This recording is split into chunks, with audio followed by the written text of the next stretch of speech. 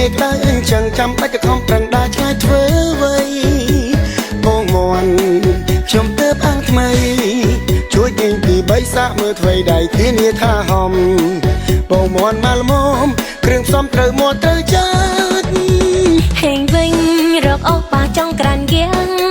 បងពូអស់ស្ទាំងឡើងឈ្ងុយគ្រាន់តែដើរចិត្តចាំខ្ញុំជួយទិញឲ្យតែឆ្ងាញ់ដោយអត់ពិតខ្ញុំនេះចូលចិត្តបងនៅសាច់ណែនណែនធំបងមន់ម្ដុំដាក់ពេញមាត់ស្រួលញ៉ាំបងមន់អាំងខ្ញុំនេះសាច់ណែនពីសេសាក់លក់បើចាស់ឆ្ងាញ់ចាំទិញញ៉ាំបងខ្ញុំគ្មានគីមីថ្នាំដាក់ចូលមាត់ខាំរសជាតិមិនសាំធានាមានជាតិបើចង់ញ៉ាំទៀតជួយឆ្លៀតទិញខ្ញុំទៀតចា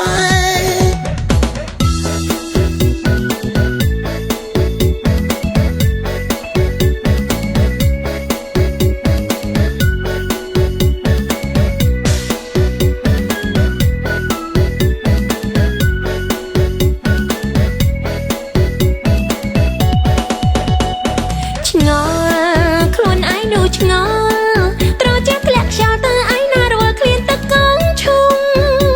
អីលើដល់ខែក្តៅស្អុងបាយឃ្លានរបស់ក្តៅក្តៅស្រស់ស្រស់ខំដើរទៅផ្សារតែវេទនាត្រង់ថាមិនដឹងទិញអីចែរកហូអីនឹង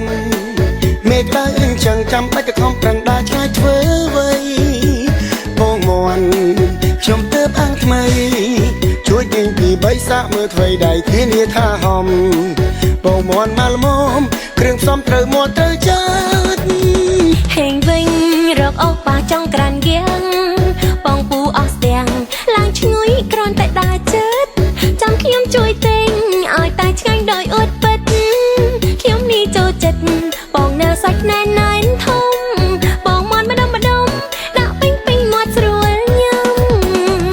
បងមន់អាំងខ្ញុំនេះសាច់ណែនពីសេសាក់លក់បើចាស់ឆ្ងាញ់ចាំទិញញ៉ាំបងខ្ញុំគ្មានគីមីថ្នាំដាក់ចូលមាត់ខាំរសជាតិមិនសាំធានាមានជាតិបើចង់ញ៉ាំទៀតជួយឆ្លៀតទិញខ្ញុំទៀតចា